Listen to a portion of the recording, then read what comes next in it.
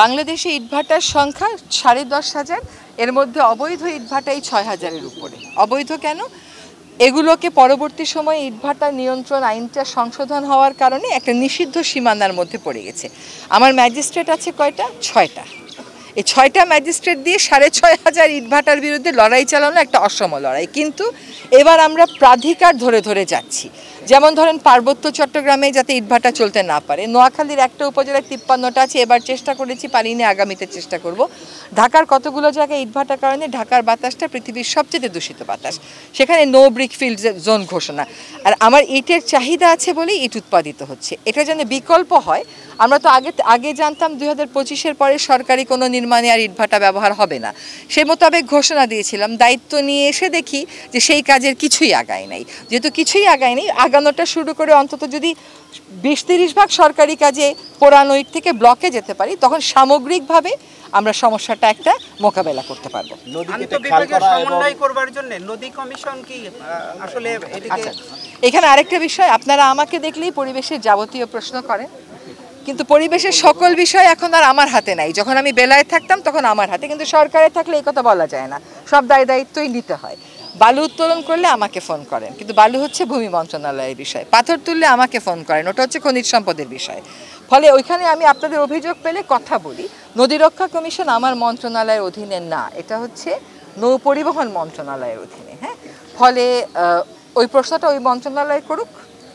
আমার মনে হয় কি যে নদী কমিশনকে যদি সক্রিয় করা যায় আন্তঃবিভাগীয় 5টা মন্ত্রণালয় নদীর প্রাণ ফিরে আনার জন্য। হ্যাঁ, নদীর প্রাণ ফিরিয়ে আনা না, ধরেন আমি 53-54 বছরে যা নষ্ট করেছি, দখল করে, দূষণ করে, পরিবেশগত প্রভাব নিরূপণ না করেই অবকাঠামো দিয়ে এবং এক ধরনের জেদ করে যে আমি যা বলেছি তাই সঠিক, আর কোনো মানুষের কথা সঠিক না, এইটা করে যে ক্ষতিটা আমরা করেছি, এটা 1-1.5 বছরের সরকারের পক্ষে পুরো সমাধান করে যাওয়া সম্ভব না, তবে রূপরেখা করে যাওয়া সম্ভব। যেমন আমরা প্রত্যেকটা বিভাগে একটা করে নদী নিয়েছি, আসলে প্রতিটা জেলাতেই একটা করে নদী দখল দূষণ মুক্ত করার পরিকল্পনা নিয়েছি, কিন্তু সেটুকুন কাজ করে যাওয়ার আমরা সময় পাবো না।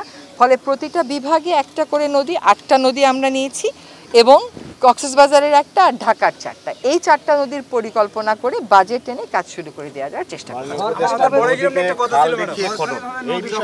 না, নদীকে খাল দিকে খননের তো কোনো সুযোগ নেই। নদীকে হয়েছে, আপনি আমাকে কাগজ দেন, আমি ব্যবস্থা গ্রহণ করব। আমাদের এখানে বিএমডিএ এবং বিএডিসি এবং হচ্ছে বনপাড়া পৌরসভা এইটাকে যে বড়াল নদীটাকে সরকার আমরা সকলে বাঁচাতে চাই বলেই আমি এখানে এসেছি।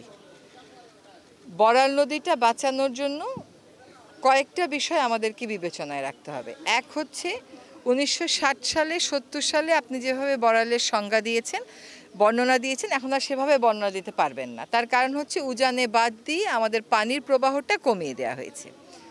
সেই জন্য আমাদের জন্য আরও বেশি জরুরি যে আমাদের ভূখণ্ডে যে নদীগুলো আছে আমরা যেন এগুলোর আর কোনো বাড়তি ক্ষতি না করি। উজানের অনেক কিছুর উপরই তো আমাদের নিয়ন্ত্রণ নেই, কিন্তু আমাদের ভিতরে যেটুকুন প্রবাহিত হচ্ছে সেটুকুনের যেন আমরা বাড়তি কোনো ক্ষতি না করি, এটা নিশ্চিত করা হচ্ছে আমাদের কাজ। এখন যখন এখানে স্লুইস গেটগুলো হয়েছে, এটা নিশ্চয়ই একটা উদ্দেশ্য নিয়েই হয়েছে, এটার পক্ষেও নিশ্চয়ই একটা জনদাবি ছিল। এখন দেখা যাচ্ছে যে যে উদ্দেশ্য নিয়ে এগুলো করা হয়েছে, রেগুলেটরগুলো, সেই বন্যা নিয়ন্ত্রণ, সেটা এখন আর অতটা বড় বাস্তবতা না। এখন বরং বাস্তবতা ঘুরে গেছে। বাস্তবতা এখন হয়ে গেছে নদীতে পানি না থাকা, নদীতে নাব্যতা না থাকা, এবং এর ফলে আশেপাশের এলাকার মানুষের পানি না পাওয়া। তো আমার কাছে যতগুলো অভিযোগ এসছে বড়াল নদী নিয়ে, তার একটা বড়ই হচ্ছে যে এখানে পানি উন্নয়ন বোর্ডের অনেকগুলো অবকাঠামো রয়ে গেছে, যে অবকাঠামোগুলো এই যে প্রবাহ কমে যাওয়া নদীটাকে আরও মেরে ফেলতেছে। এখন সেই অবকাঠামোগুলো যদি ধরেন আমি সরিয়ে দিলাম আজকে, তাহলেই কিন্তু পানি অটোমেটিক্যালি আসবে না। কারণ হচ্ছে কোনো কোনো জায়গায় নদীর তলদেশ উঁচু হয়ে গেছে, সেখানে আপনি খনন না করলে, শুধু যদি আপনি অবকাঠামোগুলো সরিয়ে দেন তাহলে কোনো লাভ হবে না। তো আমি চারঘাটে গিয়ে যেটা দেখে আসতাম সেটার কথাটা বলি, সেটা হচ্ছে ওই স্লুইস গেটটা যদি আমি শুধু গেটটুকুন সরিয়ে দিই, পানির প্রবাহটা ঠিক করে দিই এবং একটু খনন করি, ওখানে বেশি খনন লাগবে না, তাহলে পানির প্রবাহটা নন্দকুঞ্জ পর্যন্ত বেড়ে আসবে। কিন্তু এই নন্দকুঞ্জ থেকে যে ডাউনের ব্যাপারটা, সেখানে আমাকে আরও অনেক বেশি খননের দিকে যেতে হবে। এবং এই যে এখানে যে স্লুইস গেটটা দেখলাম, এইটা আসলে আমি, এখন তো বর্ষার শুরু, এখনই যে পরিমাণ পানি দেখলাম, তার মানে তো শীতের সময় এখানে পানি থাকে না বললেই চলে। যেখানে পানিই নাই সেখানে আমি স্লুইস গেটটা দিয়ে করছিটাকে, এটা তো একটা বড় কথা। আর স্লুইস গেট যদি আমি ঠিক মতন অপারেট না করি তাহলে বাইরের উচ্চতা ভিতরের উচ্চতা একটা তফাৎ হয়ে গিয়ে একদিকে কাজ করলে আমার হয় না, তখন আমার কাজ আরও বেড়ে যায়। ফলে বড়ালটাকে বাঁচাবার জন্যই আমরা এসেছি। বড়ালটা অবশ্যই সিএস খতিয়ান ধরেই হবে। যদি কোনো কারণে নদীর স্বাভাবিক প্রবাহ সিএস থেকে সরে যায় তখন আরএস এবং বিএস এর প্রশ্ন। নদীর স্বাভাবিক প্রবাহ যদি সিএসএই থাকে তাহলে সিএস ধরেই হবে। পানি উন্নয়ন বোর্ডকে যেটা বলা হয়েছে সেটা হচ্ছে সকলের সাথে কথা বলে, শুধু তাদের উপকারভোগীদের সাথে তারা কথা বলবে না, সকলের সাথে কথা বলে ডিসি মহোদয়রা আছেন, ইউএনও মহোদয় আছে, আপনারা আছেন, সবচেয়ে বড় কথা। কারণ এই নদীটা হচ্ছে জনগণের সম্পত্তি, এটা ডিসিরও সম্পত্তি না, ওটার খতিয়ানে আছে, কিন্তু সম্পদটা তো আপনার আমার। তো এইটা সকলের সাথে মিলে তারা অতি দ্রুত, আমি হয়তো তাদেরকে ঈদ পর্যন্ত সময় দেব, একটা পরিকল্পনা তাদের করাই আছে যে চারঘাটের গেটটার এবং এটার গেটটা যদি আমরা তুলে দিয়ে রাখি তাহলে কতটুকুন খনন লাগবে, প্রথম দফায় কতটুকুন খনন আমাদের সাধ্যে কুলায় ওটা আমরা করে যেতে পারি কিনা, আর দ্বিতীয় দফার প্রকল্পটা আমরা অনুমোদন করে দিয়ে যেতে পারি কিনা, এটাই হচ্ছে আমাদের আপাতত পরিকল্পনা।